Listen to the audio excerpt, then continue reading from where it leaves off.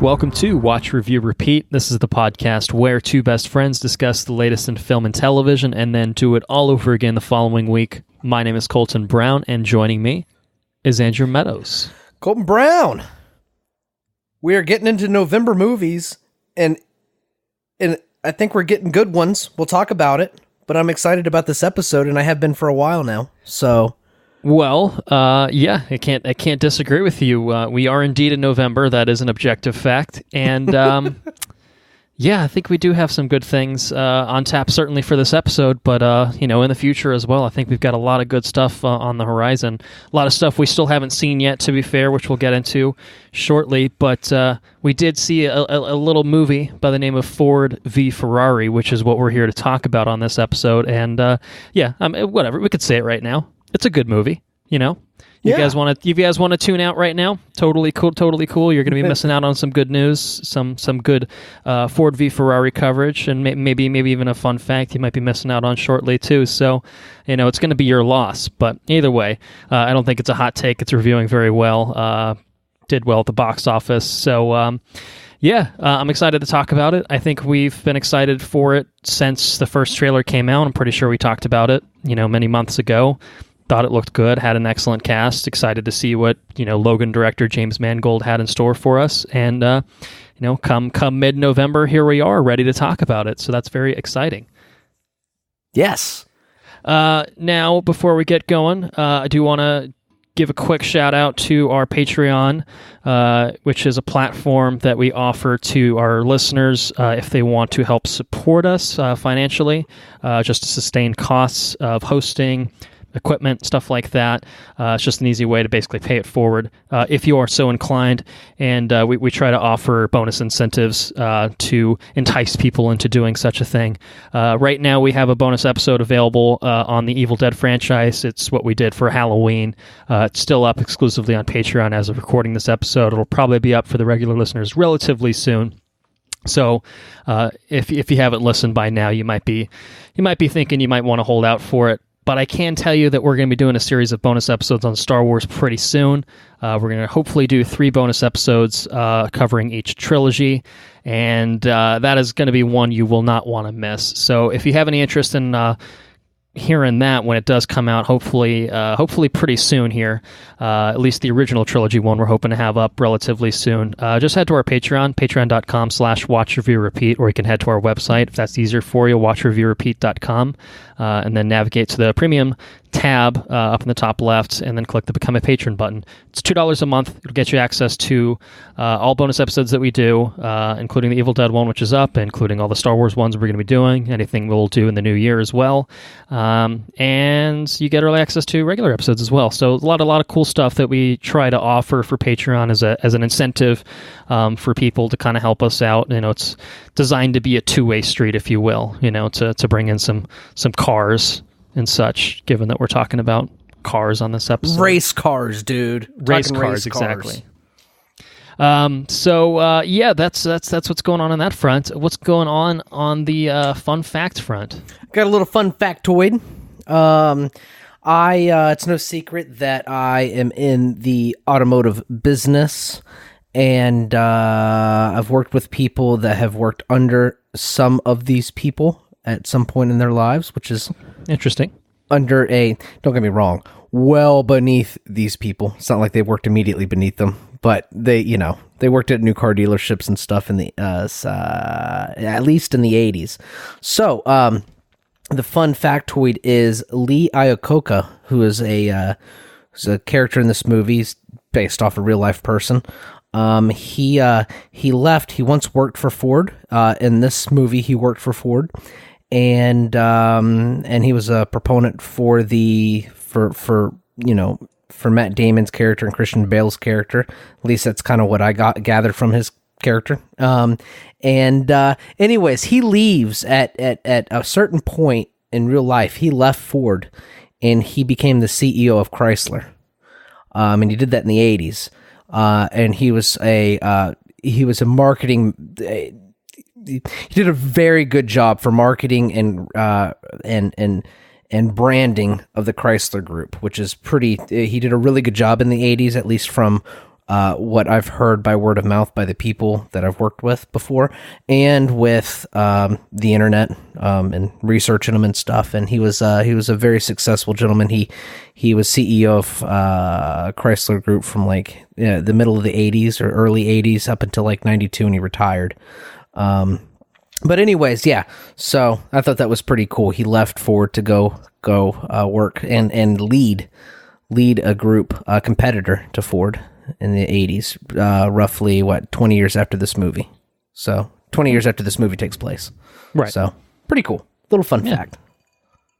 And he was wildly successful. In this movie, he gets called out a couple times. Gets called out, and people don't think this and that. Come to find out, he may have done some things right in this movie that people were kind of disagreeing with. Mm-hmm. He was maybe what you would call maybe a visionary, if you will. Yeah, I mean, maybe he's getting the last laugh. That's it. Lee Iacocca. It's a good name too. It's a strong name, I feel. Strong Italian name. I'm Lee Iacocca. Yeah, we'll go with that. Is that Italian? I'm pretty sure that's I'm an not Italian sure, name. but Lido Anthony Iacocca. That's all right. I mean, sure, we'll go with that. Yeah. Anyways, that's it. Well, that's cool. Yeah, appreciate that. A little bit of real life history, which this movie is depicting real life history with some degree of accuracy from what I've read. So that's cool. Appreciate that. I suppose I should say before we go on any further, sorry about getting the Terminator episode out a little bit later than I wanted to. I just ended up being busy again, and it just kind of it slipped through the cracks a couple times, but it's out. Hopefully everyone's had a chance to listen to that, to enjoy our drunken, long-winded coverage of a Terminator film, which feels very similar to, shall we say, other Terminator films. What's amazing? How long was that movie? I think it was just north of 2 hours, if I'm not mistaken. It felt far longer than this movie that we watched we're covering today. And which this movie is legitimately probably a half hour longer. So yeah, far longer. Anyway, and I think we floated the idea of maybe doing Dr. Sleep, which is something that did not happen. I will go ahead and flag that. I don't think either of us have seen it to this point. I'm not sure if we'll get a chance to do a full episode on it, but we'll certainly. I think we're still vying to see it at some point, but we may just kind of do a catching up version of it, a shortened coverage of it if we get the chance. So sorry to anyone that's seen it. I will steer you in the direction of the Ink to Film podcast. Our good friends Luke and James did a few episodes on Stephen King's novel, and they've put out their movie episode as well. So if you're hankering for some Dr. Sleep coverage, look their way, inktofilm.com, or just search for Ink to Film on whatever podcast app you're using. They always do good work, sometimes better work than us. So maybe you're better off in a way. I don't think they're drunk when they do it, to be fair. Well, yeah, and they put some work into it. Us, we kind of just roll into things. I used to come in ready to talk about point A and point B and point C, and I was just like, you know what? I'm going to start using the Andrew method and just come in ready to talk. I just want to talk about movies, man. Who needs point A, point B, and point C? Let's just talk. Let's just have a conversation. That's kind of the joy of it. So we do have a script, mind you, but it's mostly just for news and stuff like that. So speaking of news, I've got some pretty big news. At least Disney's feeling pretty good about this piece of news here. They are stating that Disney Plus, which launched this past Tuesday, November 12th, received over 10 million signups after one day. So it's probably a little bit higher than that now, a week into the service being live. But this includes, pre-orders, promotions. Verizon has like a 1 year free for unlimited members, which I am taking advantage of and is great. So there's kind of a lot of things that they kind of pushed into Disney Plus to make it as successful as it could be, but from day one. As they should. But at the same time, I think that even without all that, even if you stripped those numbers out, I would have probably bought it day one if I wasn't able to get it for free, you know what I mean? So it's kind of just like one. And you bought it day one. So, I think there's a lot of people that were in your shoes, and I think there probably would have been a lot of people in my shoes that, hey, I'll take advantage of this great deal because I can. But I would still be going in day one regardless. I think we're all pretty excited about the launch of the platform. And now that we've had, effectively a week under our belts of Disney Plus, I figured it'd be a good time just to kind of, pause for a second and talk about our experiences with the service itself. I think a lot of our listeners have probably had the opportunity to dip their toes into it and maybe watch a few things, maybe watch, some of the original contents on there, or some of the vaulted content on their classic animated films. So what's your experience been with Disney Plus so far? First, personally? I would say if you have not dipped your toes into the Disney Plus water or the Disney Plus pool, dip those toes. I think that there's a wealth of content for less than Netflix, and it's definitely worth it. I would say I packaged my deal. I have Hulu. I also use Hulu for cable, so I have Hulu and the bigger package on Hulu to watch the live stuff, and then I subscribe to Disney Plus. So I pay like $4 a month for Disney Plus because they added in there. And I would say that I'm thoroughly impressed. I haven't had any issues at all. I know at first, maybe just because everybody kind of bombarded their servers or something, I guess, it caused some hiccups. I also read online that people were having issues watching The Simpsons because of the way that it was formatted. It cut some of the... I guess they transferred it to a 16:9 ratio and kind of zoomed it in or something. I don't know. Yeah, that's pretty much literally it, which they said that they're going to offer the original aspect ratio early next year. So that's awesome. If you're trying to watch it now, but they are at least aware that it's a thing and are working to resolve it, I suppose. So that's good too. I've watched, currently in the middle of The Empire Strikes Back on that because it's offered in 4K. Which is fucking legit. It's fucking legit. First time the entire Star Wars franchise has ever been offered in 4K. I think to date, The Last Jedi is the only... Like, Force Awakens doesn't even have a 4K release. I think The Last Jedi is currently the only one available on home video in 4K, which it's also not available on Disney Plus until, I think, just after Christmas. So it's kind of... There's a lot of weird rights situations happening. Like, all of the MCU movies are not on there because there's still some outstanding deals with Netflix. And then, of course, you got the Spider-Man movies, which are tangled up with Sony. So it's... Star Wars is at least a little bit more complete, especially with the Fox acquisition. It means that Disney now has distribution rights over A New Hope. Like, it'd be kind of weird to have every Star Wars movie except for A New Hope, but that's not an issue now. Right. So there is kind of weird kind of things gears happening and here and there, right. but overall, yeah, I mean, 4K Star Wars, like... Phew. And all the old cartoons are all in 4K. Not all of them, I should say. Not all of them are in 4K, but a good amount. A good chunk of them are. Yeah. I haven't. I started watching the Jeff Goldblum. I watched the first episode of Jeff Goldblum, or most of it, anyways, about the tennis shoes, and that is thoroughly entertaining. I think that's a Nat Geo thing, if I'm not mistaken.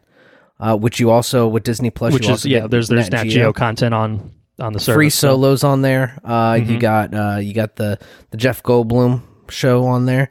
A handful of documentaries and stuff, so that's cool. I think I put in my watch list the unexplored, or not the unexplored, something about King Alexander's or Alexander the Great's tomb or something. I don't know. And I watched Flubber last night, which is nice. Is Robin Williams, which is great. I haven't seen him in a long time. That movie is wildly, ridiculously stupid. Forgot about how stupid it was, but it was cool to revisit it. You know what I mean? You see it, and there's a ton of stuff. Jungle to Jungle is on there with Tim the Toolman Taylor. I don't know if you remember that. I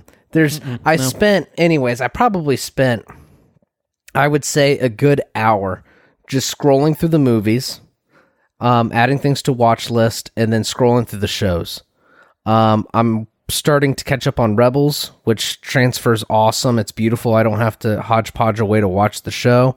And I'm getting everything that I could ever want from Disney Plus. I haven't watched since I've had the subscription. I haven't watched anything on my TV other than Disney Plus, and that's been what, a week, 2 weeks? Yeah. I think a week literally as we're recording this. So yeah, so it's a lot of good stuff. The Mandalorian's on there.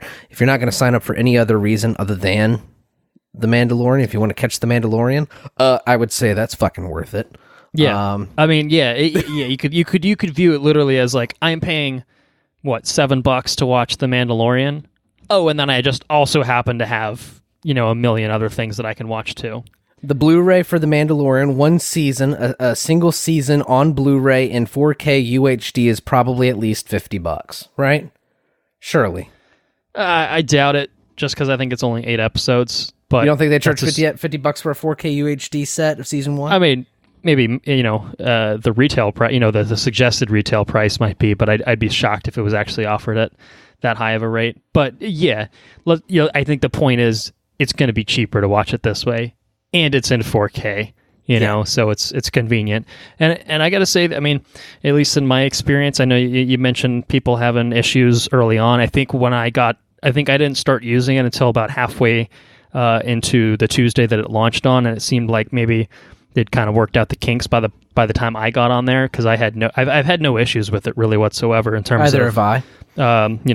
Functioning and usability and stuff like that. I've had a pretty intuitive experience. I feel like. What do you use it looks on? Nice. Seems like it's well designed. I'm using the TV app. I have Roku integrated into my TV, so I've been using that. So off of the Roku, essentially.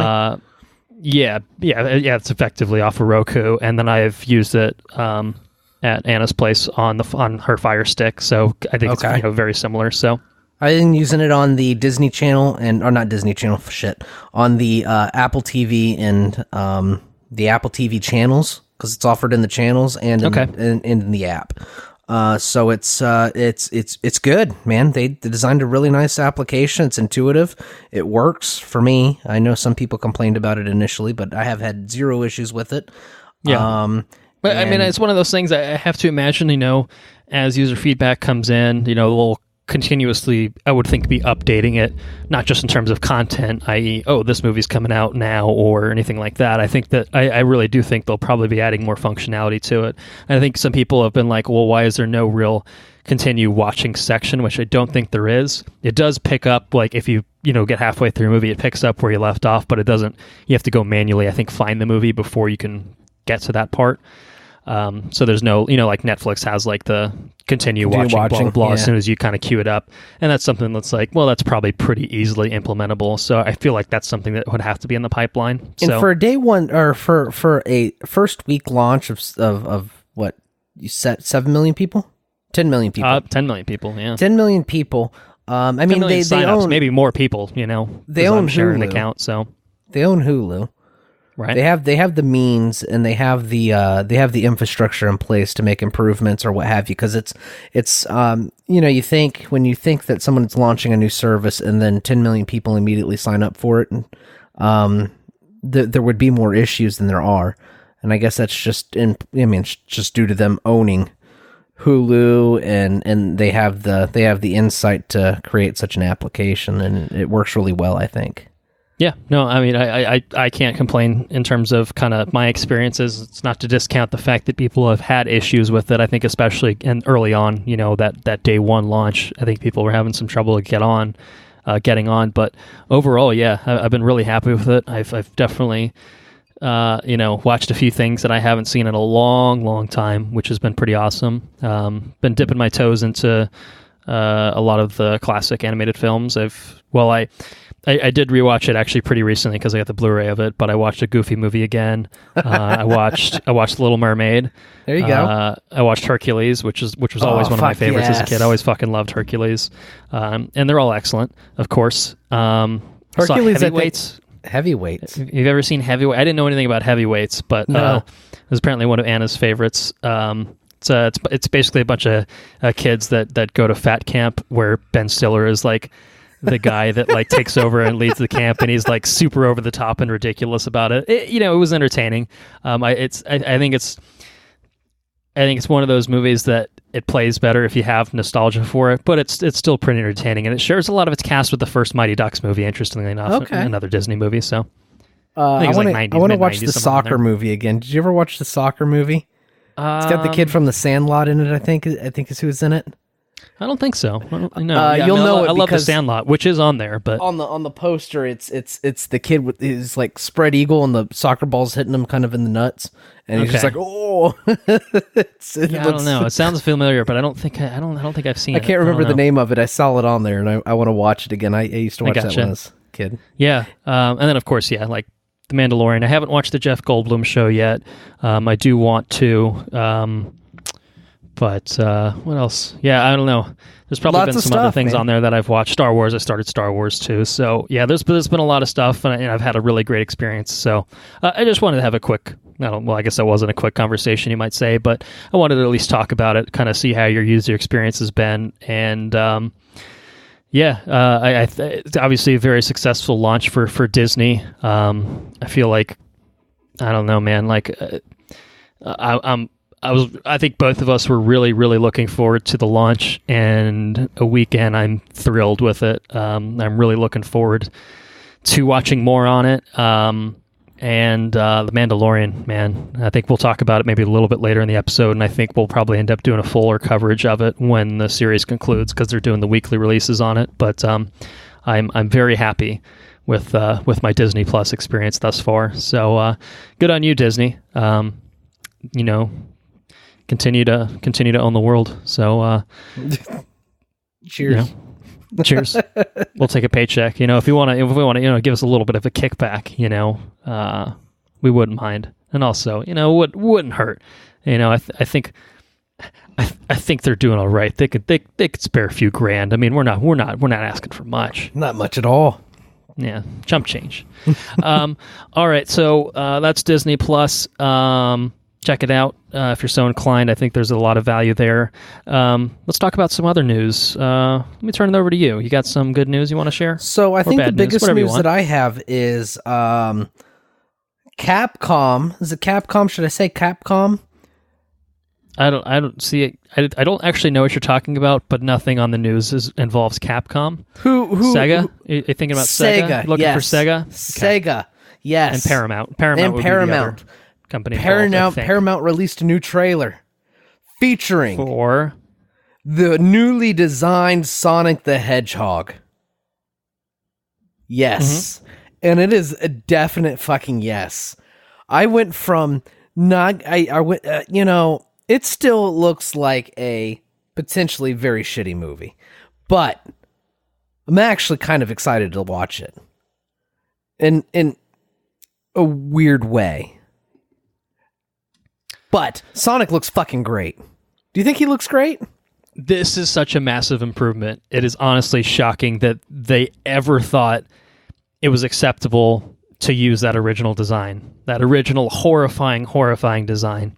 This is, it's not like 100% accurate to the games, but it's like 95% there, and it looks so much better. So much better. I guess the figure came out that they spent $5 million to redo the CG of Sonic. Honestly, they will make probably 10 times as much back just because this movie does not look like it did before. Here's the thing. Do you think it's a ploy? I've heard this thrown around a lot, and no, I don't, because there's no way they wanted it. The original Sonic design was it was terrifying. It was a terrifying design. I don't, because they moved the movie around. They shuffled the release date already once before, so I feel like that is a pretty big indication that they at least had to put it back into development, or at least back into post-production to work on it. Only $5 million? $5 million is pretty good. I mean, to be fair, it doesn't look like a lifelike version. Like he looks like a cartoon, kind of thrown into a modern, like a real life setting. But it's fine because it's a cartoonish design. I think what they were trying to do before was try to do a quote unquote grounded take on Sonic and make it look a little bit more integrated in terms of it not feeling so disparate from his environment. But like, the whole point is that he gets transported from his own world into our world. So it makes sense that there would be that disparity in terms of visual style. And I think it makes more sense just for what they're trying to do. But also it does not look horrifying anymore. Like, it actually looks pretty good in terms of the design. I think the biggest thing for me that maybe surprised me the most and is, I saw when they put out the new design, I was like, oh, that looks so much better. And then I sat down and watched the trailer and I'm like, wait, hold on. This movie actually looks way better than it did before. Like, I just think this is a much better trailer too. You know what I mean? Like, I felt like the first trailer, even if you put this design into that first trailer, it would still be like, oh, this looks like basically going to be an unwatchable mess. Whereas now I'm like, oh, this looks fun. Like, yeah, it's probably not going to be good. You know what I mean? But like, oh, this looks like a ton of fun now. Like, it looks like everyone's having fun, and Jim Carrey is just absolutely fucking hamming it up as Robotnik, Dr. Eggman, which is excellent. I'm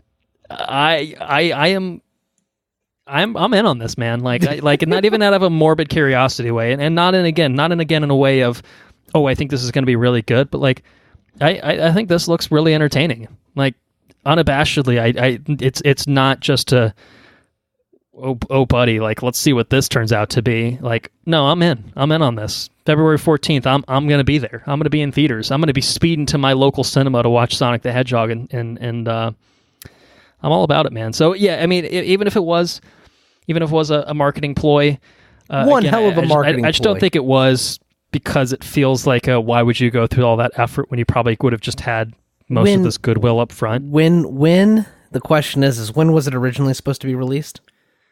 Do you remember? I think it would be out either now or very soon. I think it was this month that it was scheduled for. They had to know that all these other movies were coming out. Yeah, Sonic, I mean, February is probably a better release date for it. Period, right? Anyway, yeah. No, I'd agree with... Yeah, I mean, in theory. I mean, November's probably more primed to make more money in theory than a February date would be typically. But for, like, what this is, it's probably a minimal difference at best. Man, I don't know. I mean... Well, the thing is, they have merchandise that you could see that they're obviously now not now releasing, but they had merchandise produced of the original design. Did they really? Like toys and shit? And they had like a Halloween mask, and it's horrifying. Oh, like even more than you'd expect. I'm looking that up right now. Yeah, you should definitely take a look at that, because it's just like, holy shit. So that is, again, to me, like, why would you even bother like getting your supply chains to work on something like that if it wasn't ever intended to be a thing? I really just do think it was executives having no fucking clue what they're doing. And then, interestingly enough, I guess reversing course and actually listening for once, to fans about like, oh my God, this is so bad, please do something about it. So whether intentional, by design or whatever, like, I'm glad that they did it, because it looks so much better for it. Yeah, absolutely. On a side note, I didn't put it in the news because I didn't actually watch it. I don't ever want to watch it, but there's a new Cats trailer that came out, and I have seen some GIFs from it. And let's just say they did not take the Sonic the Hedgehog approach to fixing the designs of it. And there's also word on the street that movie has a $300 million budget. No. Which is, I mean, if that's not an indictment of the amount of money that gets spent on cinema in general, like, just think about all the things that $300 million could have done. And it's not even that, because it'd be one thing if, like, well, if it makes $100 million in profit, then now you have more money to spread around, right? That movie's going to bomb so hard. It's coming out the same time as Star Wars. It's like, oh no, man. What are you doing? What's the Star Wars budget? It's probably thereabouts, Thereabouts. It's probably thereabouts. Yeah, I mean, it's probably in the range of $300 million, if that. You know what I mean? Like the Lion King's budget, for example, I think was $275. That's fucking bonkers. Which is a lot, but it was at least the Lion King. You're like, this is probably a pretty. It doesn't look like fucking Cats. It doesn't look like fucking Cats. Exactly. It's disgusting. So anyway, Cats is there. Cats is out there for anyone that wants to poke their head into that nightmarish scenario. Wouldn't recommend it. Would not recommend it. But maybe if you're such a big Taylor Swift or such a big Jason Derulo fan, then maybe you can poke your head in there. Or if you're a big James Corden fan, because I'm sure they exist somewhere. He's a big cat. He's definitely a big cat, isn't he? All right, yeah. So let's move on from Sonic the Hedgehog, which again, February 14th. My ass will be present, and maybe yours too. We'll find out. Let's move on and talk about some other things. Let's venture over to the world of DC. At the hands of WB, which is widely renowned for their work in the DC extended universe with the likes of Batman v Superman and Justice League. And Suicide Squad, let's not forget about that classic.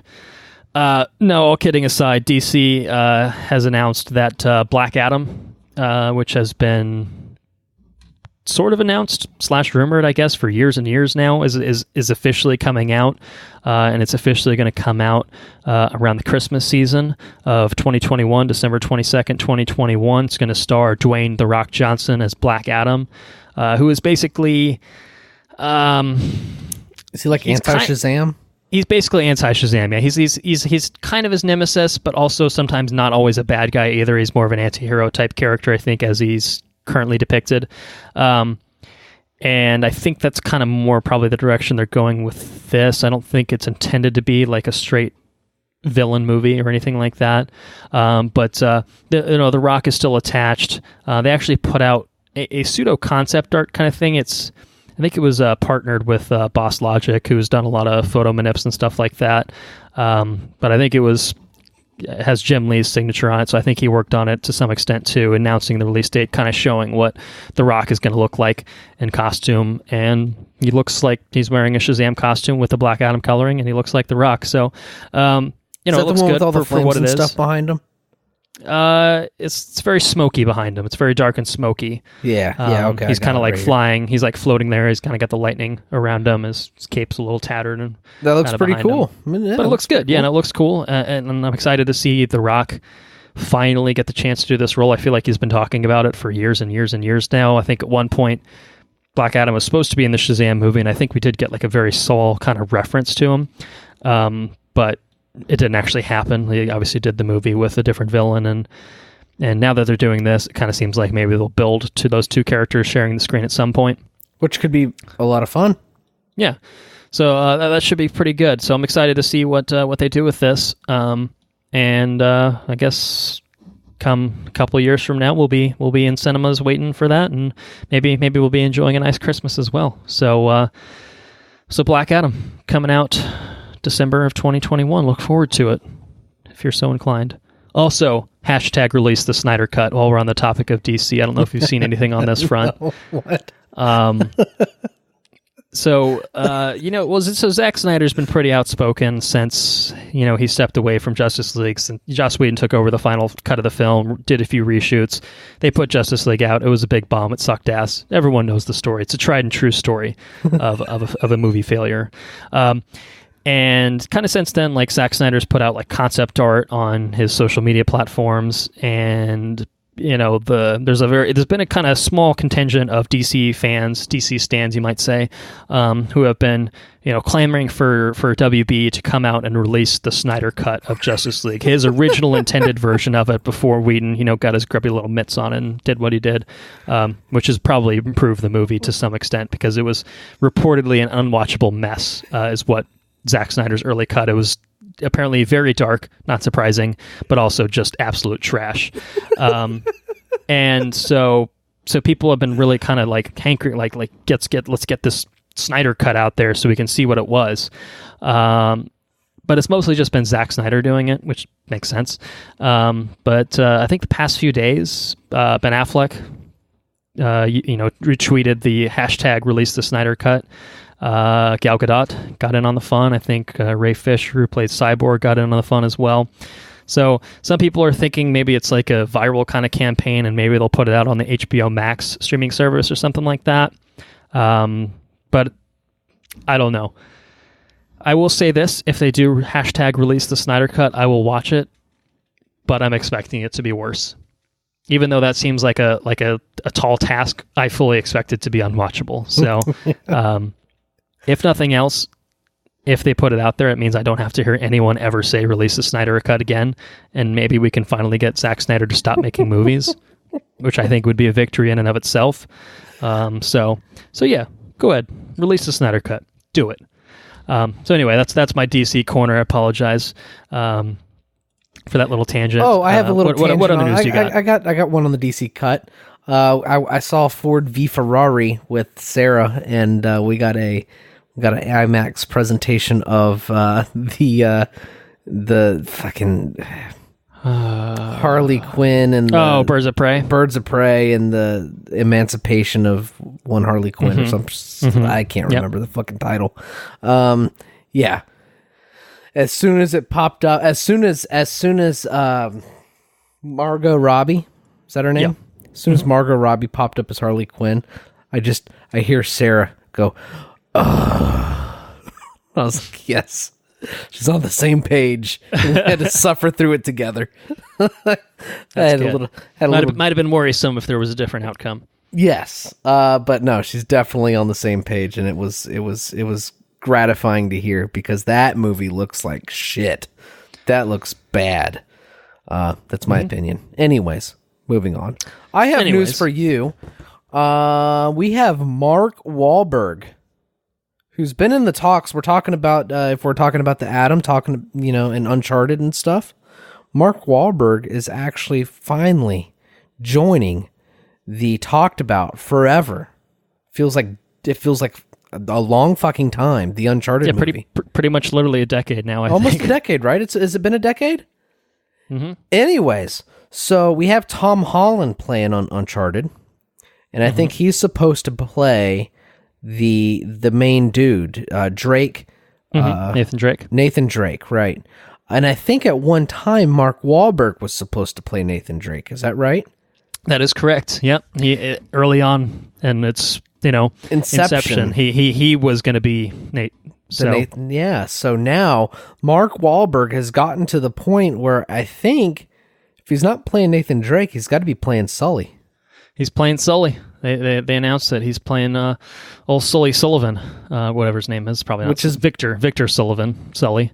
Which is crazy. So, he went from playing the young, charismatic explorer. This movie has been in development for so long that he's aged out of the main role to being the older mentor character now. That's how long this movie has been in development. And I think that's hilarious. But kudos to Mark Wahlberg. I like Mark Wahlberg. I'm excited to see Mark Wahlberg.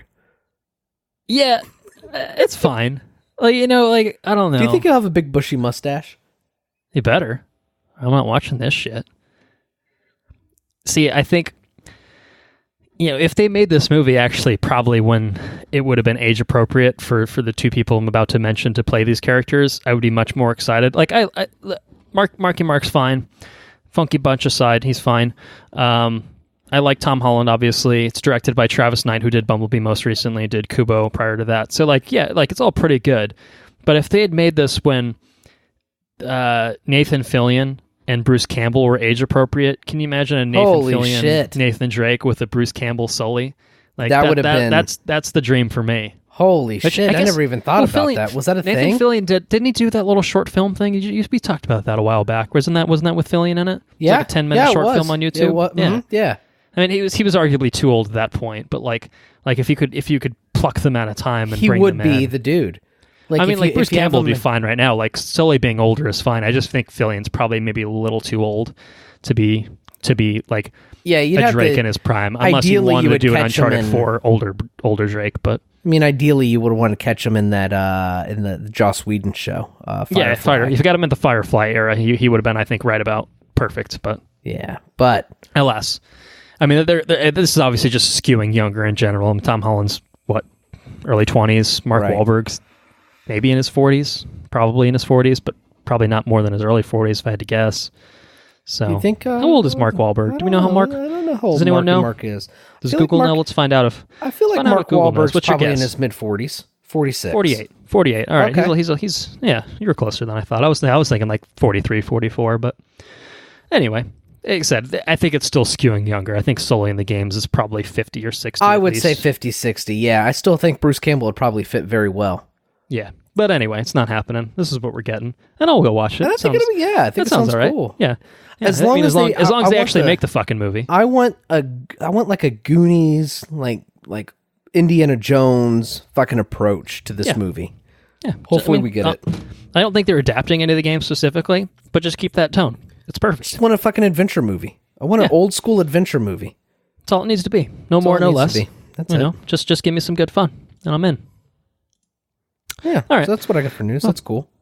That's cool. All right. Let's see. I got a double news for you. A double fantasy television series news. Two forthcoming fantasy shows have been renewed for second seasons ahead of their debuts. First of which is Netflix's The Witcher. Which will be dropping in about a month. They've already announced that a second season will be happening. Probably not surprising, but It's good to know regardless. To me, it shows that maybe they're confident in season 1, although Netflix tends to renew things until about the 3rd or 4th season. Then they start to get a little stingier with their money that they're throwing around. But I'm excited because there's a wealth of content in terms of the novels that they can work from. And I think the showrunner has said that there's like a 7-season plan or 5 or 7-season plan or something like that, which makes sense. And then you could go into the games if you wanted to. Like, how many books are there? I think there's a lot you could do with this. And I think as long as you can make sure that Henry Cavill and everyone's game, like, do it. You know what I mean? Assuming it's like good, which I think the last trailer kind of sold us on it even more than we were already sold. So I'm in. So I'm excited to see a second season on that. Also renewed for a second season, well ahead of its first season debut, is the Lord of the Rings series over at Amazon. Which is, again, it's not surprising. I think, what did they spend some fucking absurd amount of money to just get the rights in the first place? Like, no shit, they're going to make more than one season. You know what I mean? Like, that's not surprising at all.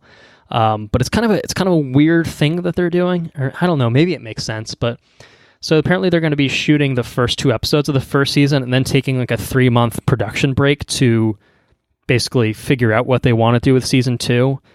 And I guess people are kind of saying like the idea is that they want to make sure that the first and second seasons feel more connected than they would otherwise, where if you just kind of shot season 1 as a standalone thing and then you try to do a season 2 on top of that, it might feel weird. So it feels like they're kind of recalibrating how they're going to approach the storytelling for the first and second seasons. Maybe it gets a little bit more spread out, or maybe they feel like they can expand the scope in some sort of way. But I mean, it's just, again, it's one of those things that's just like, yeah, I mean, like, you should just write your show. They're going to pump out as many seasons of this as possible because of how much money they spent on it, but also just because of how much money they have. And also because it's fucking Lord of the Rings. Like, you know what I mean? Like, I don't know. It seems like the show should be written. It's always kind of discouraging where you have, like with The Witcher, the material's already there, right? And I don't know where they're making material for Lord of the Rings, right? They may be pulling from the appendices or, you know, some other Tolkien stuff in some capacity, but it's not specifically based on the book trilogy. So, it's not an adaptation of the same story that we've already seen. So I kind of find it discouraging though that they're trying to adapt the show toward the episodes that they know they're getting. Seems like you should have an idea. Like, for example, the showrunner for The Witcher says, "Listen, we have a dedicated whatever span show that we intend to tell this story," right? And that's exciting because there's an intended message to what they're trying to say. But with this, they're trying. It almost seems like a shoehorned kind of thing. You know what I mean? Like where they're trying to. They want to try to make it. They want to condense it or expand it to fit the amount of episodes that they know that they're getting. Does that make sense? Am I saying that right? Yeah, no, it makes sense. I'm reading kind of a little bit more through the article. It's actually a 4 to 5 month hiatus that they're going to be doing after they film the first 2 episodes. But the way that they're kind of framing it here is that it's probably more so that there's less of a gap between seasons 1 and 2 in terms of release. I guess by doing it this way, they can have a shorter gap, or they can. So like they're even speculating in the Deadline article that they could even just film the seasons back to back.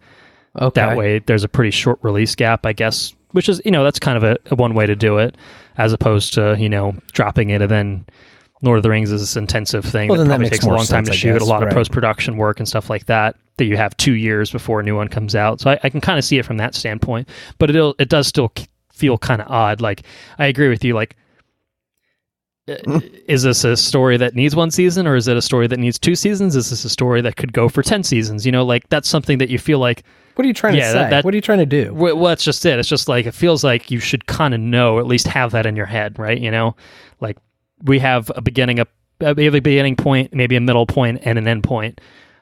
And even if you are kind of cracking the story in between, it just kind of feels like you should know how much room you have to navigate within those bounds. But we don't really know anything about it, so it's kind of hard to say. I mean, so that's true. I don't know.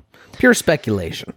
Right. So, but yeah, anyway, it's cool. I mean, like I said, I think it's a given that it was going to get multiple seasons, but alas, good to know on both of these counts, Witcher and Lord of the Rings.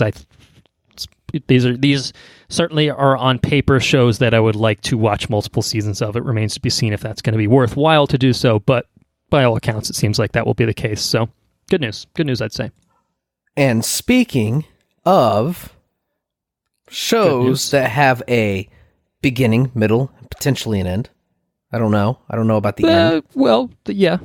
But The Expanse, Amazon, I should say. Let me rephrase that. Speaking of a show that has a beginning, middle, and and potentially or maybe an end, because I do not know it.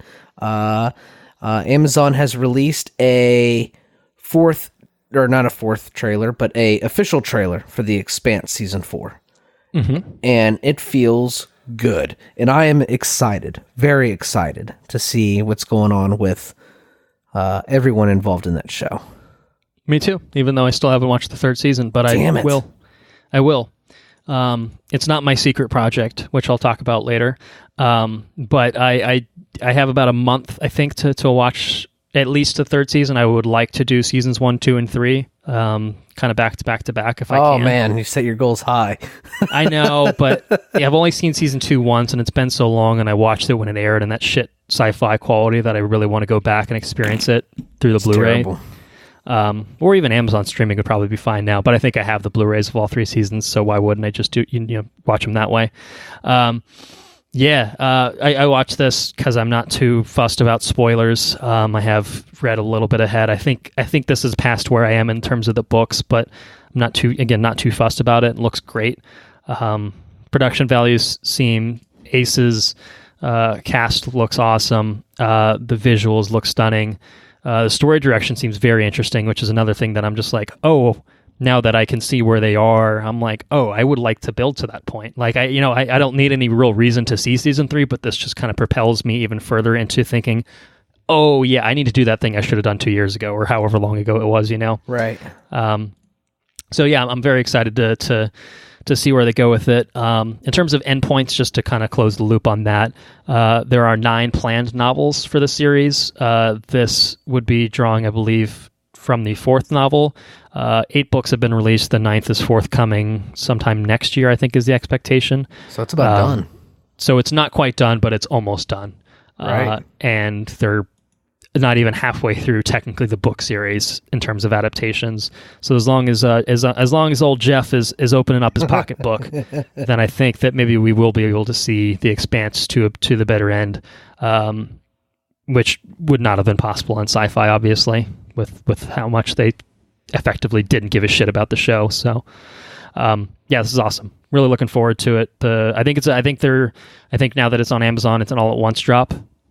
If I'm not mistaken. That's exciting. So 10 episodes, December 13th. Yep, just confirmed. They will all drop on that date. Shit. So I won't be watching all 10 of them on that date, but hopefully I'll be close to being caught up by that point, that maybe I can at least watch the 4th season, over a Christmas break or something like that, along with The Witcher, and probably finishing up every the other movie that I don't know, man. There's out. a lot of shit, right? So yeah, I'm excited for it. So yeah. So that's awesome. Looking forward to that, definitely. Last bit of news, it also involves a little bit of spacey type things. Star Trek.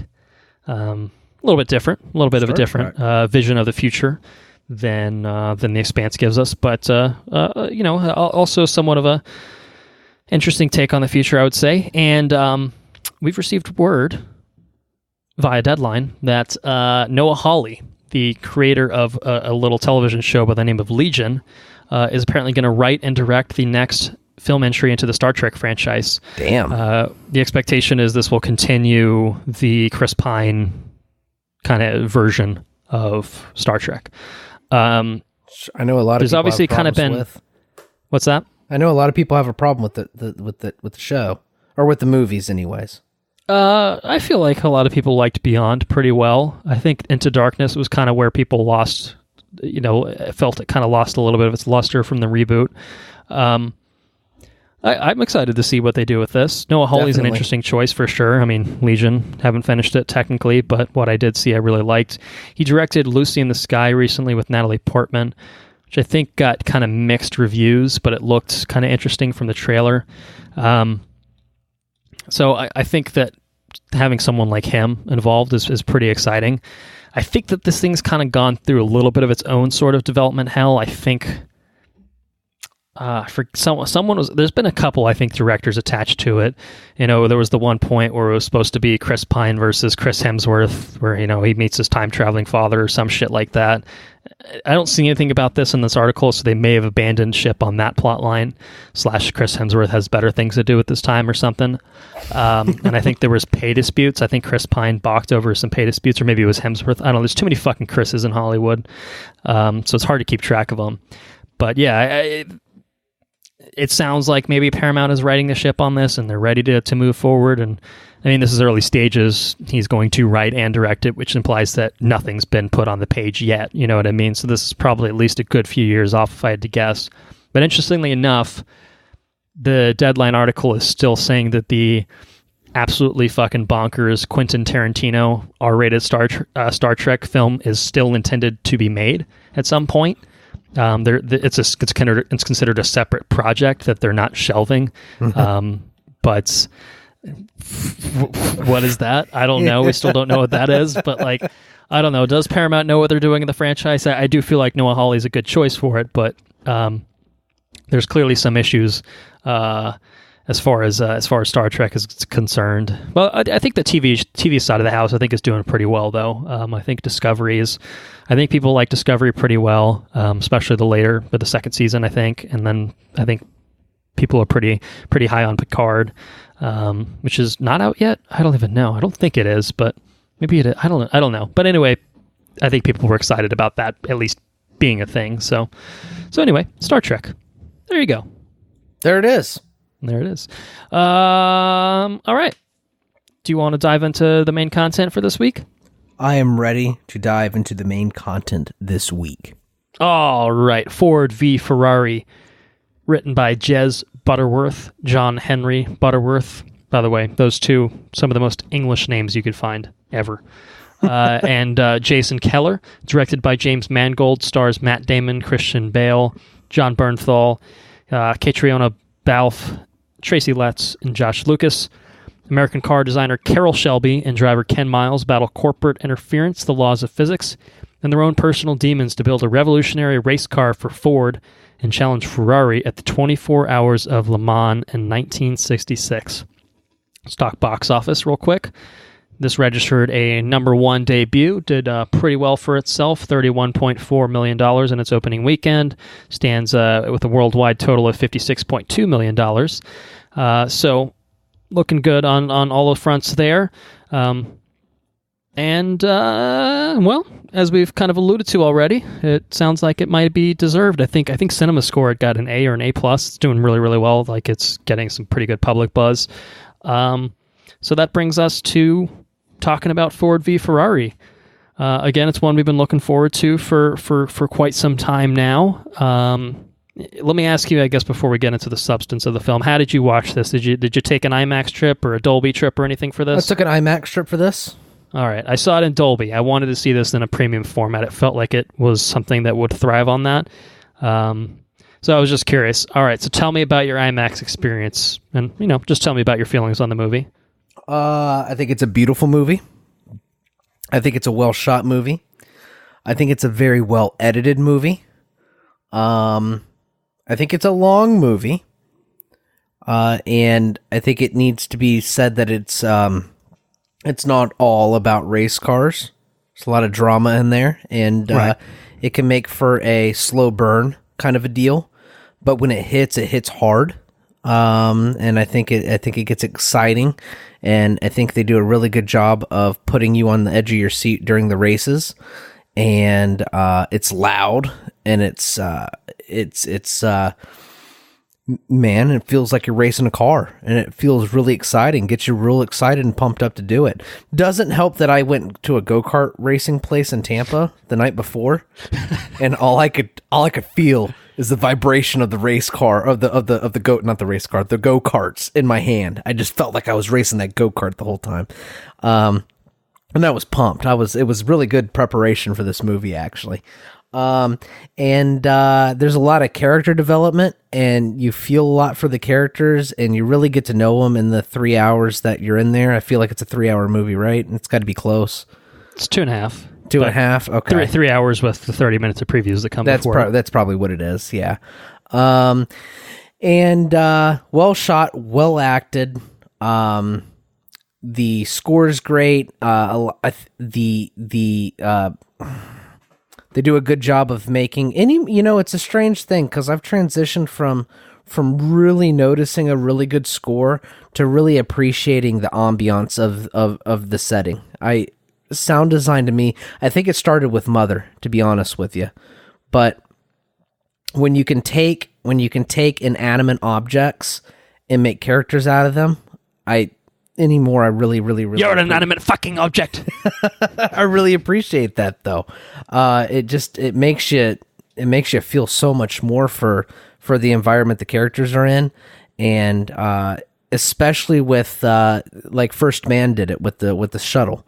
When you have these highly experimental things and you're putting your body in them and you're trusting them, and then you're pushing them to the furthest edges of their abilities, and you can hear the creaks and the moans, and you can just they like I said, they become characters in a way, and it's really fucking cool. And this movie does a really good job of that, and I don't know, I came in with high expectations and I wasn't let down, which is really good, because a lot of times you're let down with stuff. And this delivered in just about every aspect I can think of. I really enjoyed this movie. What do you got? Well, I will say at the top, I was weirdly excited for this movie. It's not. I've heard a lot of people describe it as a dad movie. Like this is like the ultimate dad movie. And it's true in a way. You know what I mean? Like they're not wrong in saying that.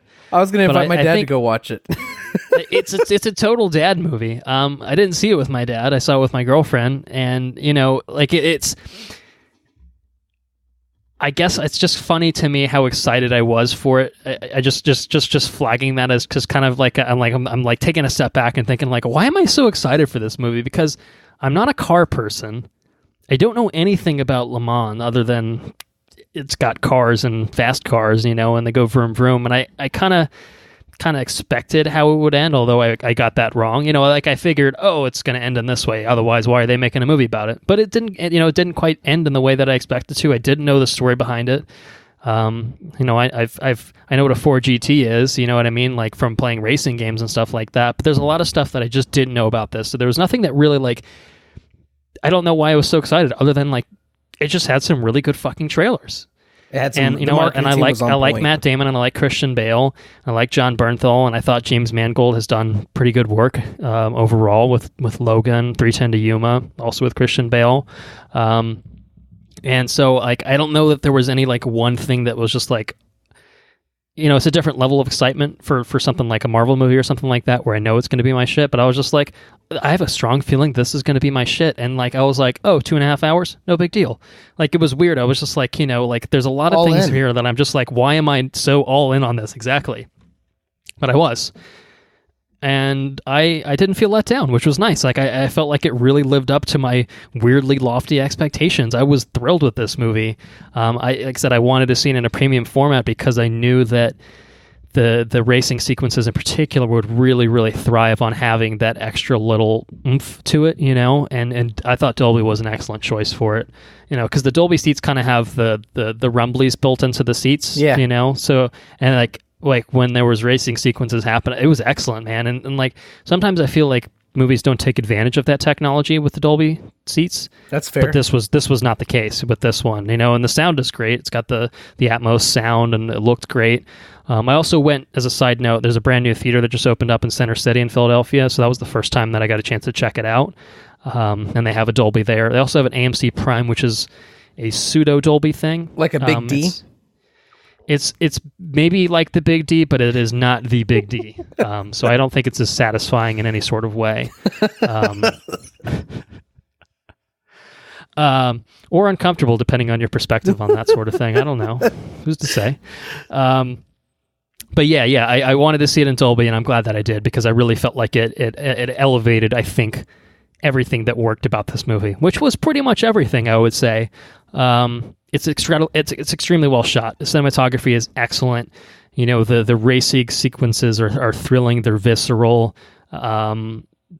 and they're easy to track. They're easy to follow, which is nice. I never really felt disoriented by this film in any sort of way. The editing, and I felt like was on point. I felt like even when it was not the racing sequences, when it was not the exciting kinetic things that you probably expect from a car movie, from a racing movie, I felt it hit the right buttons. I felt a lot of the dramatic elements were handled exceptionally well.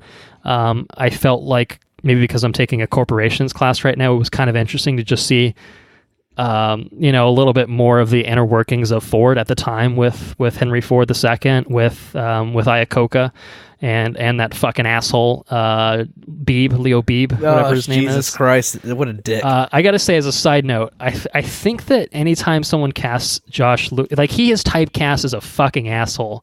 I swear, every time I see that guy in a movie, he's just playing a fucking dick. Every time.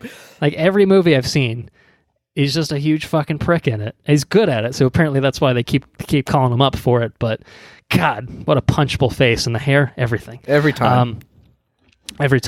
But yeah, I felt like there really wasn't an element for me of this film that really kind of felt underbaked or anything like that. Like, it really felt like a really, really complete experience, and one that kind of has a little bit for everyone in its own sort of way. It has I think kind of those thrilling aspects. And again, as someone that's not really a car person, granted I've played car games, but I'm not big into really doing anything with cars. I could probably barely take care of my own car. You know what I mean? So it's kind of just like, it's not really my thing, but it became my thing, and it really won me over. And I guess I was predisposed to it, as I've kind of said, but it really, really lived up to what I hoped this movie would be. And I felt like Mangold and company delivered. Big shout out to Matt Damon and Christian Bale, who are, I think, the anchors of this film. I think Christian Bale in particular is probably my favorite performance in this film. I think he's excellent as Ken Miles. Bale's that kind of actor that will transform himself, and I think that this was kind of another transformative Bale role. Different from your Dick Cheneys or whatever, you know what I mean? But like he really felt like he embodied this man, and I thought he did an exceptional job of that. Other than that, I mean, it's just incredibly well made. I don't. This is. I think I talked with Anna after we watched it, and I was just like, I don't know if I'll see it again in theaters, but I would. This is a movie I would see again in theaters. Like, I really did enjoy it. And right. I really don't have a whole lot of negative things to say about this film. I'm not sure that I have any. It's not to say that it's a perfect film. It's not to say that. It is a little bit on the longer side, but I didn't really feel like pacing was an issue, at least in my experience. I didn't feel like it dragged. No, I didn't feel that story to tell, and it kind of just it kind of, it was just a lot of story to tell, and it just kind of worked its way through it at the pace that it needed to be told at.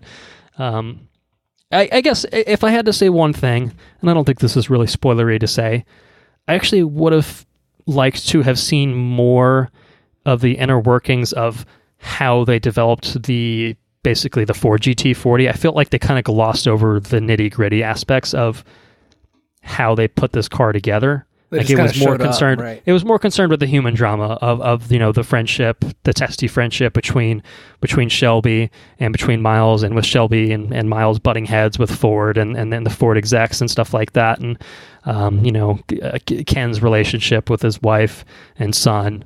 Like, it was more concerned with human drama than it was really concerned with. And then we decided to use this part because we thought it'd go vroom vroom really fast. I get it. They kind of glossed over a lot of that, and I think it's because it's what's the more compelling aspect of it. But at the same time, I watch this, and maybe if I come out, I'm just being like, oh, is there a documentary about the making of this car? Because actually, that would be really fucking interesting. Right. Yeah, that's true. Like, it's not trying to be that thing. I just kind of felt like I would have liked to have seen a little bit more. Well, like you said, that. you came in not terribly interested in cars and stuff. It just looked like a good movie. But now this is totally your thing, and now you're interested in the making of the car, which is fucking cool. The engineering behind the automobile that won Le Mans, it's fucking cool. It's really good. It's super good. I went and saw it with Sarah, and I looked over, and like in the first third of the movie, and she had started to nod off a little bit. I'm like, hey, why don't you wake the fuck up? And she, at the end of the movie though, she said, the movie was really, cause I noticed when I'd look over at her during the race sequences, and she was all in. She was like, "Oh God, I don't know what's going to happen." Just because like the car's like I said, virtually racing a prototype all the time, And she was on the edge of her seat, and she was vested in it whenever it was exciting. But I think it kind of lulled her in those more character moments. Yeah, it wasn't the case for me. And she'll admit that she struggles to watch movies. We'll talk about it in the bonus episodes. Yeah, man, it blew me away. And like I said, I was predisposed to it as well. But like I said, a lot of times I get underwhelmed by things when I actually get it. It's like a dog chasing a tire. You know what I mean? I get it. It's like, okay. But this was really good. And I think they did a really good job in it. I didn't have the rumbly seats, but I did have the Limax, which I guess is the next best thing. And it's probably better in some capacity, too. So I will say that Sarah and I had a discussion about us driving all the way to Brandon, which is past Starlight, to go see it. By an extra probably 15-20 minutes. And she's like, I just don't understand why we're going to go see it all the way out there when we can go see it here. I'm like, well, I ended up, convincing her because it was the earliest showtime and we could have more time throughout the day. But yeah, it's totally worth watching it on a premium format, without a doubt. We know the truth. We know the truth. We know exactly. So, yeah, we can get into spoilers if you want. I don't know what kind of spoilers there are for a fiction or for a non-fictional movie. Yeah, well, you either know the story or you don't. So you're either there to watch it unfold and see how they adapt it, or you're there just because you just don't know, and it's something that you're eager to find out how it unfolds. And then I was in the latter category, and I went back and looked to see what happened. But we'll get into spoilers in a second. So recommendation, I think we're probably on the same page that you should go see this in theaters. Does that sound about right? Yeah, in the largest, most premium format you can. That would be my recommendation. And what you really should do is go see it in theaters with your dad, if you can. Yeah, if you can, and if you can, take your dad. Just take anyone. I think this is kind of a good all around kind of film. I mean, I guess. I don't know. It's kind of long, I guess, for kids, maybe, but I feel like, the vrooming is going to be enough for kids to engage them. And I feel like it's actually, I think what helps with the pacing is that it starts with a race, right? Get you immediately go a little bit, and then there's kind of a race towards the middle, right? And then there's a little bit of a, another gap, and then there's another race, or maybe there's one more than that. But like, and it's broke up. It's balanced, I think, in terms of its structure. And it's broke up by times of miles, just like test driving the car, which so there's still excitement within the quieter moments, maybe. Right, exactly. So I think it's just I don't really talk about this stuff very often, but this is a good, just what's the best way to say it? I'm trying to think about a good way to say it. It's American movie, man. It's just an American movie about America kicking ass, which is cool. We go to the European races, and we'd never been before. We got a good American company, and they're just sticking it to the man, and American ingenuity wins the day, and we win. And that's cool. I don't know if that's spoiler or not, but I just I don't know. It's a feel good movie, man. I like it. I like it a lot. Lee Iacocca just sticking it to his Italian ancestors. Is that what you're saying? That's what it is. Like a Ferrari, bougie old Ferrari, Sound design on point in this movie. I think you kind of said that as much, but I feel like I should reiterate that. So good. That's why the Dolby experience was absolutely worth it. Let's get into spoilers then. Full spoilers for Ford v Ferrari. What is there to say? I mean, I guess we can just kind of talk about the story in more detail. Did you know kind of how things resolved before you walked in? I didn't know about Miles and stuff like that. I didn't know the death of Ken Miles. Okay. I thought it kind of foreshadowed it very heavily. With the comments about the door and the fire and the kid talking to the engineer. Yeah. I agreed. And I actually, when he was having issues with his door during Le Mans, I thought Le Mans. I think Le Mans probably correct, right? Le Mans? Yeah. Anyway, yeah. Anyways, he goes over there and hammers the door shut, and I'm like, oh fuck, he's gonna die during the race. Because he talked about as long as you can get out, you can. There's no issue, and he just fucking hammered the door shut. So I thought that was going to be it, but he ended up getting out, and I was like, okay, I guess I was wrong. But I didn't know that he was gonna, and then the speech came on during him test driving that car in the desert, and I'm like, this is it. And I was right about that. Right. But I didn't know that he was going to pass. I assumed he was going to pass away, but I wasn't sure because I didn't know his story. But it was foreshadowed within the film itself, I think, pretty heavily. Definitely, and perhaps in a heavy-handed way. Maybe I guess hindsight's 20/20, especially if you kind of know what's coming. That is obviously intended to be a flag post of, you can kind of put two and two together and maybe see what happens. Sometimes they just don't get out. That was kind of the whole thing they kind of hammer on. So it was just like, that's probably going to come back in some capacity. So, and you know what? Unfortunately, that's not. I wouldn't say, even if it's heavy-handed, I don't think that's bad storytelling. I think foreshadowing's no, it's not a bad thing. It's a storytelling element. And sometimes it's there, and sometimes it's not, and sometimes it's more subtle, and sometimes it's not. But I feel like with an historical film like this, it's okay. Yeah, especially because like you can't get mad at I don't like, why would you can't get mad at spoilers for this film. Like, again, you either know it or you don't, but at the same time, like it's out there. It's technically been out there for, however many years now. I mean, he died in 68? Is that right? Yeah, I think so. 66. 66. So, he lived his life. He died, 50 years ago. So it's which is kind of crazy to think about, actually. But like, you know what I mean? Like, if you know that it's coming, I think it makes it all the more tragic. Is kind of having that as it just kind of throws another wrench into things a little bit, But it's filmmaking, you know what I mean? It's human drama, and it's intended to be emotional, it's intended to be evocative, and I think it accomplishes those things, and it kind of just sets it up, and, it almost kind of builds that dread. Even if you don't know what's coming, like you think like, oh shit, when is it coming? You know what I mean? Exactly. Like you said. So even if you don't know, and if you do know, you're like, well, I know what's going to happen with Le Mans, but I don't know but I know it comes shortly after, a couple months later. It's like a 10-pole movie moment thing. So, like, for example, Sarah, she doesn't know anything about it. The entire time she was sitting on the edge of her seat. Oh God, I'm worried about him. I think this is gonna be it. And you don't know, and it creates more anxiety while you watch the movie. Which, like I said, I think it's a good storytelling. It's effective technique. Storytelling, I think. Right. Yeah, I'd agree. I didn't know.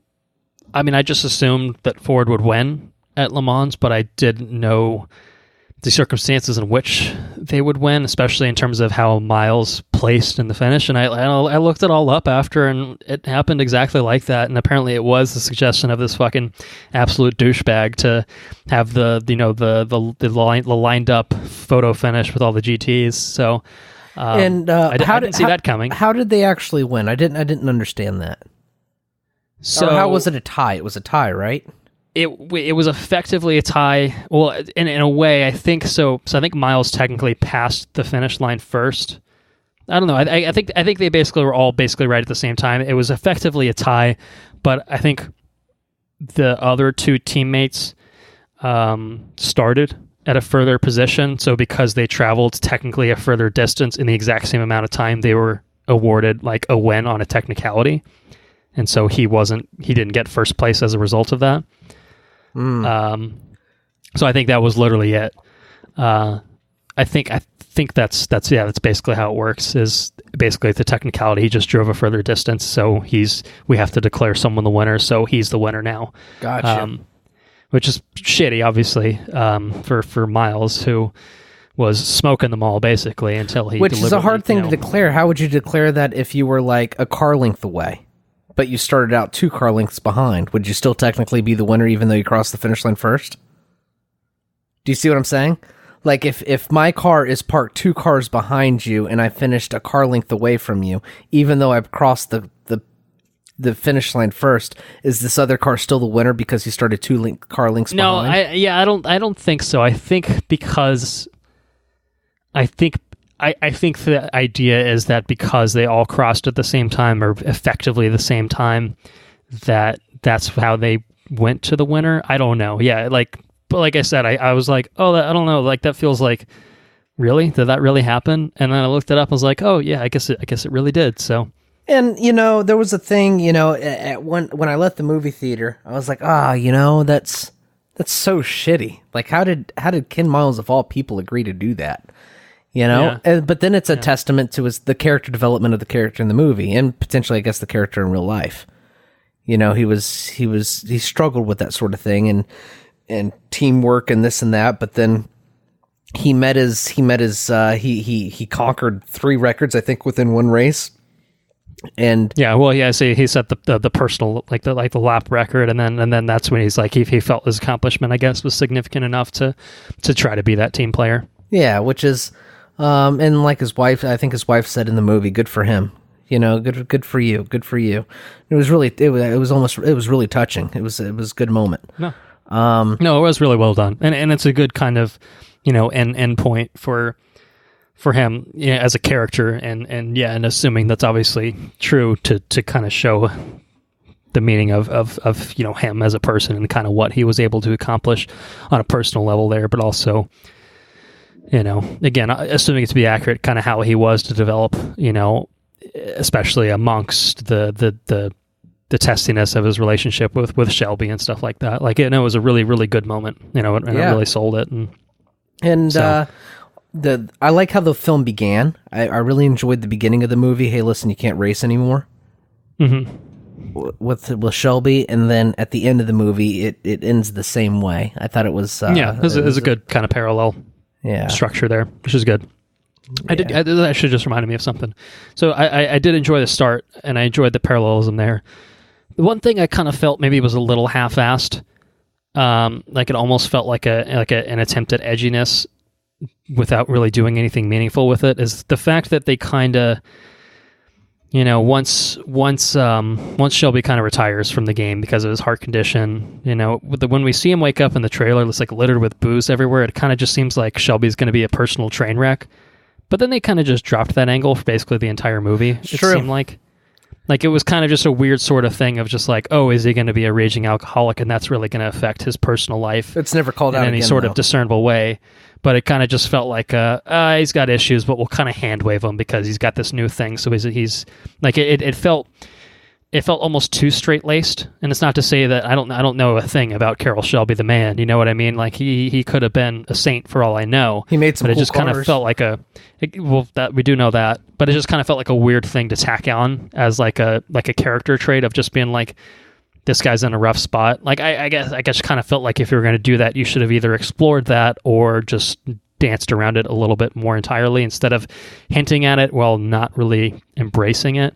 I kind of just felt like that was a weird sort of choice. I mean, that's another thing that you could have leaned into as part of Shelby's development if that was what you were trying to do, even if it wasn't historically accurate. Maybe could have still been another storytelling element to play with. I just kind of felt like that was kind of a weird sort of inclusion overall. But yeah, I mean, it kind of, I thought about it and then I forgot about it because the movie forgot about it, and I didn't really think about it until later on when he pops the pills again and he goes about his business and stuff like that. And I was just like, oh yeah, that was a thing that was introduced 5 minutes into this film and then dropped subsequently. But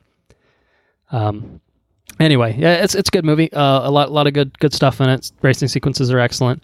The scene, I really liked the scene with Ken and his wife where she starts going really fast, and it was a really fun sequence, but also like a really good kind of depiction of the trust in their relationship and kind of.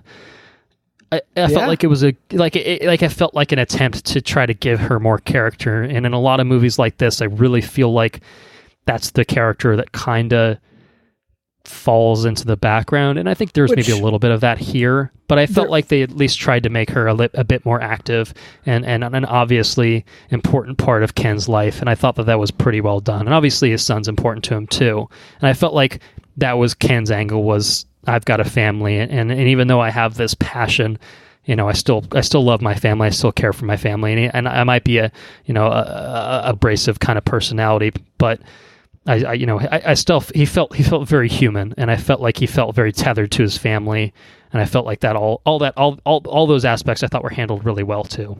And Sarah actually brought this up. She was, and I to be honest with you, I really didn't notice it watching the movie, but she brought it up, and she said that she was surprised not to see the family at the races. Mm-hmm. You know, and it's largely in part to the wife's character holding down the fort. You know, she's working her job, she's earning up income. Of course, when the movie's in full stride, Ken's earning income as well. But for a long time there, he wasn't earning any income. You know, and the shop gets closed down, and she's the one pulling the weight so Ken can do what he loves, and she's there watching the kid, getting the kid through school and everything else. And I think that might be a time period thing. But then, you know, it's almost, I don't know, it might be historically accurate. I don't know, but it's when you really start to think why isn't she more present? I think there might be logical reasons as to why she's not, and I think that actually bolsters her character a little bit. And when she does go off the hinges and she starts racing the car and she starts to have an emotional breakdown, it makes it that much more impactful, because she's making sacrifices of her own to keep the family afloat. Mm-hmm. And like I said, it was fun, and at the same time it was a big moment for her too, because she's, you know, listen, don't you do this and that. If, you know, I'm making these sacrifices for you to do it, just fucking do it, you know? And the trust in the relationship and everything, like you said, it's a good moment. I think this is a well-rounded movie, and a lot of times you don't see a lot of that. Yeah, Carroll Shelby's alcohol thing was definitely brushed under the rug, but as a whole, I think no, it's a minor quibble. It's a minor, yeah. For me. And the same thing with the design of the car. I agree with you. 1 week after Carroll Shelby's been hired, this thing comes off the airplane, and he goes and gets them. And it's like, oh, okay, well, they already got the car designed. I thought the same thing too. They fucking pull the thing off, and what do you think about this? You know, and right. It's like, oh, where do you go from here? And they make subtle changes to this and that, and you know, but at the same time, I wouldn't mind knowing more about that, you know, but right, yeah, you can only cover so much, obviously, within the time frame you're allotted. Then it'd literally be a 3-hour movie if they wanted to dovetail into that too, and you know, maybe, and again, it just wasn't the focal point, you know. It wasn't the story they were trying to tell. It was a human drama with the punchiness of the racing sequences, and I think that was its intent, and I think it delivered on its intent. So I don't hold that against it. I just, like I said, it was one of those things, like, in the moment, I was just like, oh, this is a thing that I didn't know I wanted, but now I do. So, and I think what happened as far as Shelby's character is concerned is maybe they thought they were going to have to go down that route, you know, when in the beginning, but then they discovered that they can kind of share, they can tie the character development with Ken, you know, and I think Carroll Shelby, you know, he goes from selling the same car to 3 people, and he's doing this and that, and at the end of the movie, he goes to deliver that wrench back, and there's a lot of development in that of itself. You know what I mean? I think a lot of times Carroll Shelby's almost like he might almost be like a self-serving person. You know, almost like the same aspect of Ken. I think there's character duality there. I think that's probably why they get along so well. I don't know. I find the characters very dynamic. I think that was they were really well handled. You know, yeah. The arcs were well developed and well realized, and you know, well performed by everyone involved, but particularly Damon and Bale were excellent picks. I also like the title sequence. I thought that was well done. It's been a couple days since I've seen it. What was the title sequence? It's just a subtle thing. The way that they deliver the credit and stuff in the opening sequence. I thought it was cool. Okay. I also like Ford's speech that he gives. He goes in there and I think Ford's character is you got BB, who's just a dick. You got Ikoko, who's trying to, you know, develop a name for himself, and he's gung ho about it. But he fits within that. He's integrated into that infrastructure, so he has to kind of dwell within it. Mm-hmm. And then you have Ford, who's just like, fuck Ferrari, you know, and I really enjoyed his character too. Yeah. Yeah. I don't know the guy's name offhand. I probably should have known Tracy Letts is the guy that played him. Yeah, I think he nailed it. I think he did. He was great. Yeah. Well, because we saw that one scene in the trailer of him and, like kind of breaking down after the test drive, that Matt Damon takes him on. But you don't see in the trailer kind of the end of that scene, which really actually sells that character. Right. As, I wish my father could see that. Like, it's actually a really fucking emotional moment for him.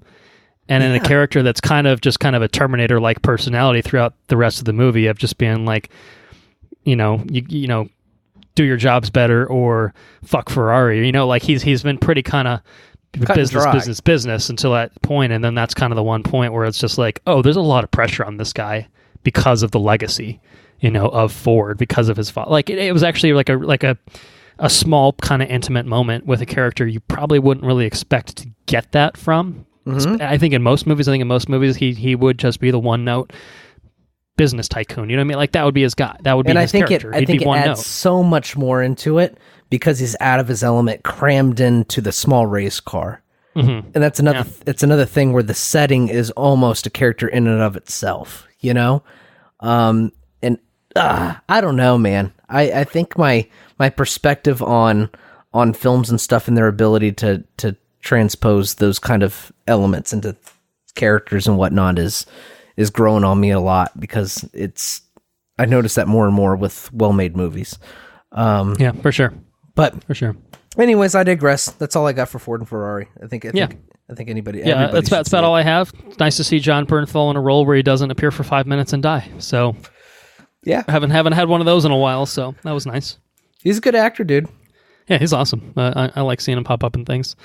But yeah, that's it. That's all I have on Ford v Ferrari myself. So on that note, what have you been up to over this past week? Couple weeks? My laptop just died, so I'm going to have to go off the cuff. Uh-oh. So, Danger zone. Past couple weeks, I've been watching a little show called The Mandalorian. Did we talk about this before? No, it had not debuted as of our last recording, so... I am blown away by The Mandalorian. I will go on record to say that it is... I hate how small the bits are. I think it's only like half-hour shows. Yeah, I think the first one was 40, the second one was like 34, so it's shorter episodes, obviously, I think, than most people were expecting. Which is... it sucks so bad. It just leaves you wanting so much more. But the episodes are very tight and they're very concise, and I can't obviously the show is going to begin and end one contract or one bounty. I feel like that's what it's going for. Which is a very cool arc, I guess, if you're going to follow a show like that and it's going to be tight episodes. So I mean, you can't really complain about it, I guess.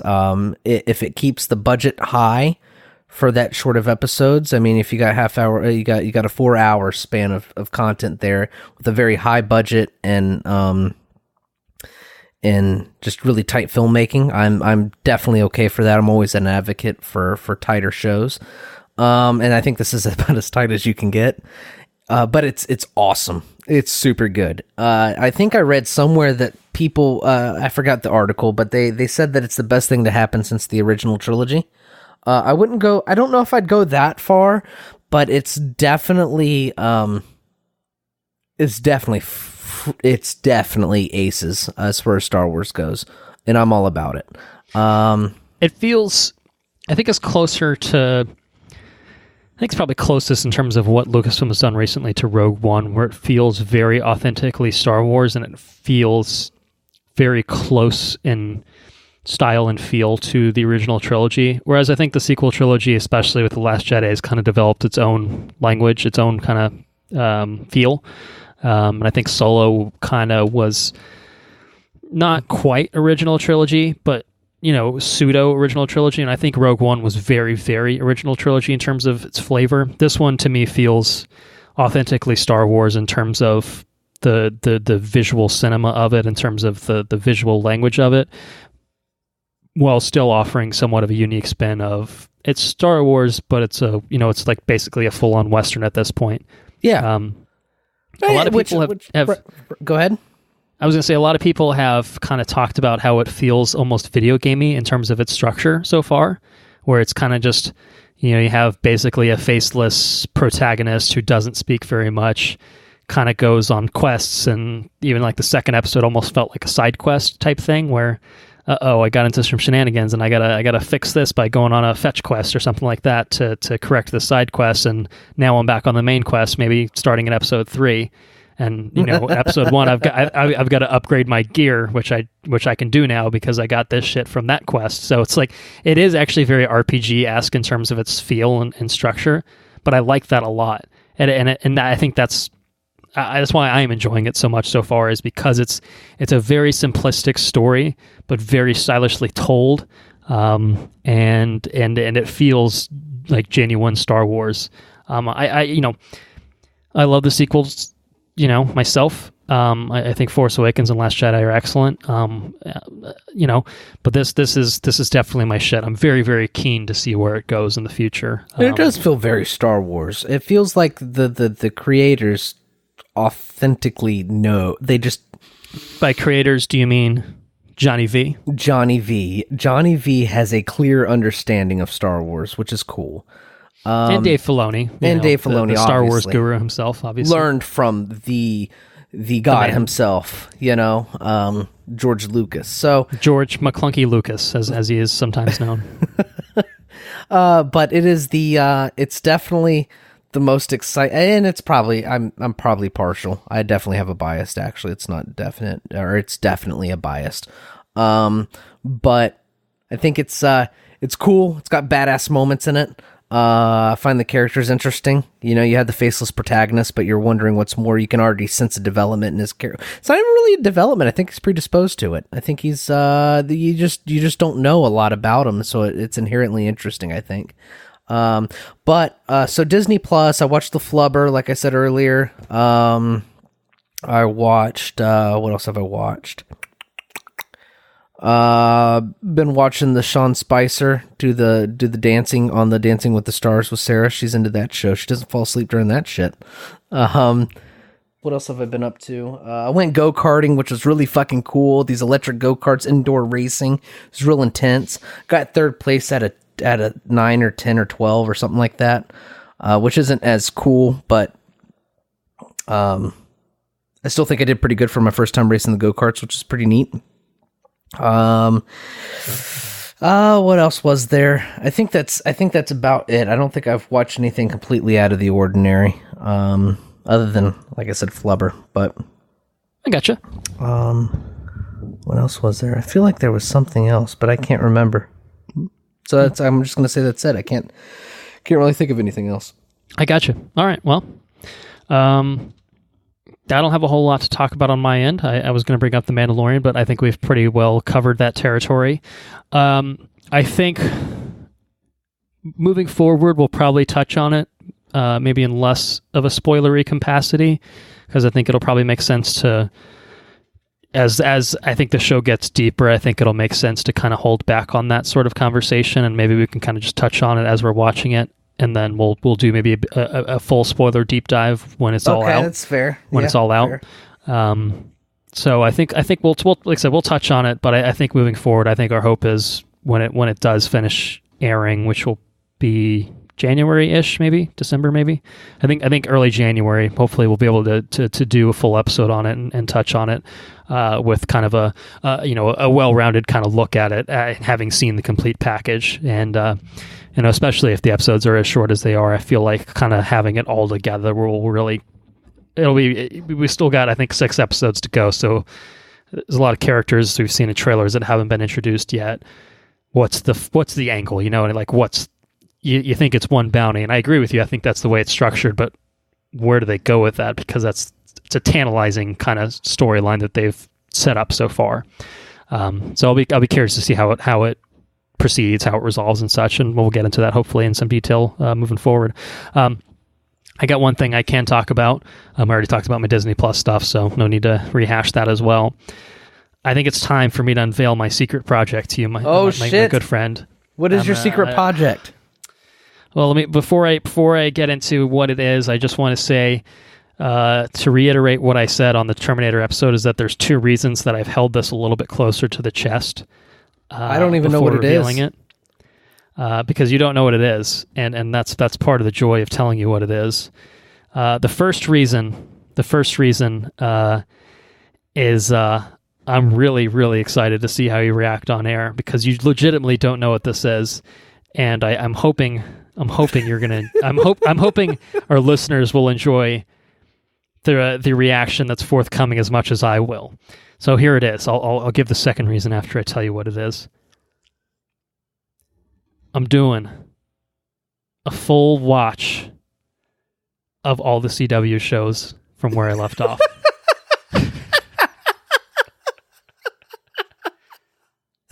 I'll tell you this. I'm 21 episodes in, my friend. 21 episodes in. He's committed. I'm fucking committed, my man. He fucking jumped in, cannonballed right into the fucking ice. And the reason I've played this close to the chest, which is the second reason, is if I said that I was going to do it 3 weeks ago before I started doing it, you would have had the exact same reaction, and then I would have just been like, fuck it, I'm not going to do it, am I? So I had to commit before I unveiled what I was doing, and now I'm deep. I'm in too deep that I can't escape. Like, help, so I've good? fallen and I can't get up. Is this just so good? Are you glad you're doing it? So good. It's see, I made the mistake of It starts out with, well, you see, I made the mistake. I started at the beginning of the seasons that so I got to the crossover, the Crisis on Earth X. That's where I left off. That was like the last thing I watched, and I was going to start there and just watch the crossover and then move forward. And then I was just like, oh, it's like the middle of the season. I don't know what the fuck's happening in any of these seasons.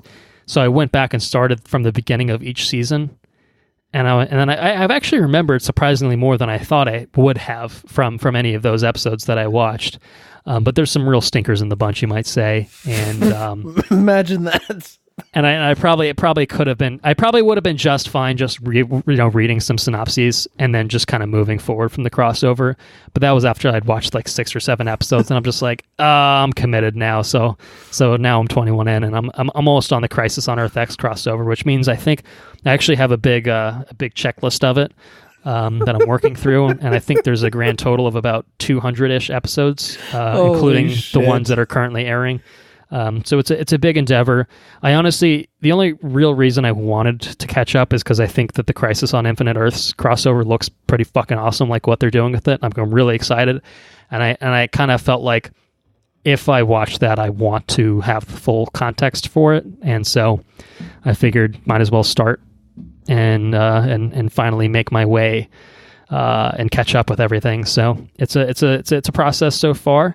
But I think I'm committed. I don't think I'll be done in time for Crisis, especially if I'm going to try to do the Expanse as well, which will probably, once I start that, take priority. Let's be honest.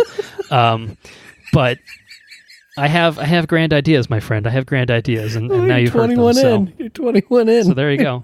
So I'm 21 in. Yeah, I'm on the second page of the checklist. So does this include Riverdale? No, I've excised Riverdale. It's just the Arrowverse stuff. It's just too much. I had to cut Riverdale out. I was just like, I can't do it. Okay. Just can't do it. But it's I'm gonna watch Black Lightning when that comes up, and then Batwoman, which just started this season, will be part of the order as well. So, but like Arrow's ending too, so that'll be nice to have one show you can just kind of chop off the list. Exactly. So, yeah, Legends is still the best of the shows so far. Okay. I think I was true because I did my power rankings once upon a time. And I think the power rankings that I was doing were are of the episodes that I'm watching now, if I'm not mistaken. Like, I think when I was doing the power rankings, that was the last time I watched the CW stuff, and then I fell off the wagon. So yeah, Legends is the best. Current rankings as of this episode. I don't want to do power rankings until a little bit further in, but current rankings is probably Legends, Supergirl. I don't know. I guess Arrow, then Flash. Flash has the Thinker, who's just a dumb motherfucker. The Thinker? He's just the Thinker is a dumb. The Thinker is dumb. Yeah, just the whole. He's just a goofy asshole. He like floats around in his stupid chair and I'm the Thinker. I'm so smart. I'm like, no, you're not. You're an idiot. Fuck off. So that's the villain of season 4 of the Flash. At least he's not a speedster. or unless he is a Yeah, speedster. well, it was like a deliberate we have to do something that's not a speedster because we've just done the same thing 3 times in a row, except made it worse each time. So, they made it worse in a different way. So there's that. So good on the Flash team for that. What's her face? It's fine. It's like, honestly, like I just treat it as background noise a lot of the time. Like I'll just play on my phone. I'm like, I'll work on other stuff as I watch it and stuff. So is Oliver and Felicity still a thing? Well, they broke up temporarily, but they're back together as of the episode that I'm on. So they'll probably break up at least a few more times. And who's what's his face with the Flash? Is he still chasing the cop's daughter? He's engaged to Iris now, so they are going to marry soon. So they're planning the wedding now. So good on them. I expect relationship updates every time we talk about the CW. Well, I'll keep you updated on that front. Nate's having a little struggles with Amaya over on Legends. Nate, Vixen and Commander Steel. They were happy in paradise until she went back to her own timeline and just ditched his ass, and then he's just like, "What about me?" So that was pretty cold. What's the other show? Supergirl. Alex and Maggie just broke up. That was sad. So good old CW. And Kara is still mourning the loss of Mon-El, so from season 2. So, she's still single. She's still hot on the market. Still hot on the market, although she is technically married to Mon-El in real life. So, oh well. What are you gonna do? We'll see what happens. We'll see what happens. So yeah, that's instead of the power rankings, it's the relationship update, the CW relationship update. You heard it here first. That's our new segment of the show. That's what we're tracking. We'll have an update for you once a week, once every couple of weeks. Yeah, a couple of weeks. I mean, things will be topsy-turvy. Felicity's going to be with Barry. Iris is going to be with Oliver. I mean, it's going to be wild. It's going to be wild. All right, that's it for me. Anything else pop up for you? You ready to wrap this bad boy up? No, let's wrap it up. That's it.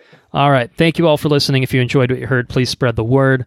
If you want to support us on Patreon, you can do so by heading to our Patreon, patreon.com/watchreviewrepeat, or going to our website, watchreviewrepeat.com. We are going to be doing Star Wars bonus episodes, hopefully very soon, starting with the original trilogy. So look forward to that, and just keep your eyes peeled on our social media. We're at WRR Pod on Twitter, Watch Review Repeat on Facebook. We'll be hopefully as soon as we record it, it'll be up on the Patreon feed, and we'll let you guys know when that happens. If you want to send any questions, comments, or suggestions, if you too are loving the CW stuff like me, and you wanna chip in and tell us your thoughts. You just couldn't go without the relationship triangles. You just needed it. I needed the drama in my life. I mean, look, if I wanted the total relationship drama in my life, I would have kept Riverdale in the fold, but it was too much for me. It was too much relationship overload. I just needed, right? Yeah, I needed a smattering of it with superheroes. Like that's my shit. So that's where I'm at with that. Yeah, if you have any questions, comments, suggestions on anything, watchreviewrepeat@gmail.com is an easy way to get in contact with us, or just tweet at us, whatever you want to do. Intro and outro track is Mechanolith by Kevin MacLeod, licensed under the Creative Commons by Attribution 3.0 license. Next episode, I think technically undecided. I think we'll probably do Frozen 2, but A Beautiful Day in the Neighborhood also comes out, and I think we both want to see that. I think you're going out of town for a little bit, for a few days at least, kind of ahead of Thanksgiving. I'll be out of town for Thanksgiving, but I'll bring my recording setup with me, so I'm not sure when we'll get a chance to do Frozen 2 or whatever we end up doing, so maybe a little bit delayed. We'll probably get Evil Dead up in the interim or something like that, just to throw listeners a little bit of a bone. But lots of good November stuff coming up. Hopefully we'll get a chance to see Doctor Sleep, and I almost said Doctor Strange. Hopefully we get a chance to see Doctor Sleep and talk about that in some capacity too. So yeah, we'll see how everything works out, but rest assured you will hear from us in the future. So until then, Andrew says to you, take care now. Bye-bye then. And I say, laters on the Menjay.